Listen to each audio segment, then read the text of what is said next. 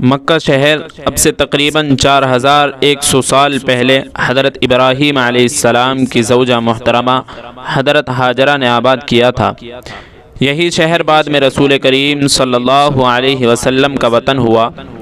حضرت ابراہیم علیہ السلام کے زمانے میں ہی ایک ایسا علاقہ تھا جہاں دور دور تک نہ کہیں آبادی تھی اور نہ پانی اور نہ سبزے کا نشان، مگر خدا تعالیٰ کو اس سرزمین کا مرتبہ ساری دنیا سے بڑھانا تھا۔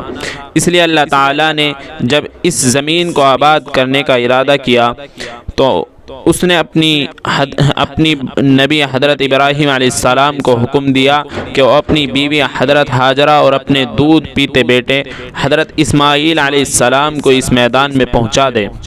حضرت ابراہیم علیہ السلام نے خدا تعالیٰ کے اس حکم پر سر جھکا دیا اور اپنی بیوی اور بچے کو اس ویران اور چٹیل میدان میں پہنچا کر آ گئے۔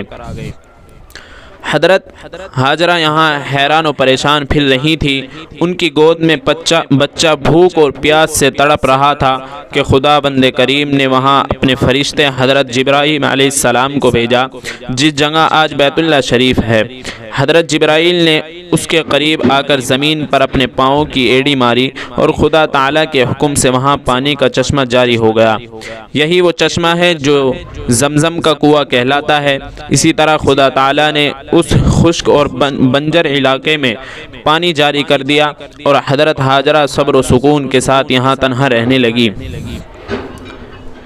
یہاں پانی دیکھ کر پرندے آنے شروع ہو گئے اور ہر وقت ان کے جھنڈ اڑنے لگے۔ اتفاق سے اس زمانے میں یہاں سے ایک قافلہ گزر رہا تھا۔ یہ قبیلہ بنی جرہم کا تھا جو پانی کی تلاش میں بھٹکتا پھر رہا تھا۔ انہوں نے پہاڑوں پر پرندوں کے جھنڈ اڑتے دیکھے تو وہ سمجھ گئے کہ یہاں کہیں پانی موجود ہے، اور پھر ڈھونڈتے ہوئے وہ کنویں کے پاس آ پہنچے۔ یہاں انہوں نے دیکھا کہ ایک تنہا عورت اپنے بچے کو لے بیٹھی ہے۔ ان لوگوں نے حضرت ہاجرہ کے پاس آ کر ان سے وہاں رہنے اور پانی استعمال کرنے کی اجازت مانگی۔ حضرت ہاجرہ اپنی تنہائی سے گھبراتی تھی۔ انہوں نے اس قافلے کو وہاں رہنے کی اجازت دے دی۔ اس طرح یہاں حضرت ہاجرہ کے بعد پہلی آبادی قبیلہ جرہم کی ہوئی۔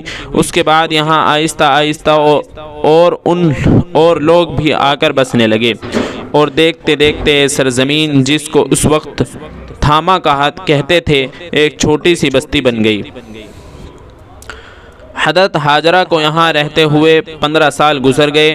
ان کے بیٹے حضرت اسماعیل علیہ السلام کی عمر بھی 15 سال ہو گئی تھی کہ ایک روز حضرت ہاجرہ کا انتقال ہو گیا۔ حضرت اسماعیل علیہ السلام نے اپنے والدہ کو زمزم کے کنویں کے قریب ایک جگہ دفن کر دیا۔ حضرت ہاجرہ کے انتقال کے بعد حضرت ابراہیم علیہ السلام شام سے مکہ آئے۔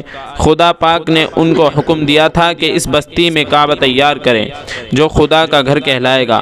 حضرت ابراہیم علیہ السلام جب اپنے بیٹے سے ملے تو ان سے یہ بات بتائی کہ مجھے خدا پاک نے حکم دیا ہے کہ میں یہاں ایک گھر بناؤں جہاں لوگ خدا تعالیٰ کی عبادت کیا کریں، تم اس کام میں میرا ہاتھ بٹانا۔ اس کے بعد حضرت ابراہیم علیہ السلام نے دیواریں چننے کے لیے وہ جگہ بتائی جہاں آج تک بیت اللہ شریف موجود ہے۔ حضرت اسماعیل علیہ السلام نے فوراً باپ کا حکم مانا اور تعمیر کے لیے پتھر وغیرہ اکٹھے کرنے شروع کر دیے، اور حضرت ابراہیم علیہ السلام نے دیواریں بنانی شروع کر دی۔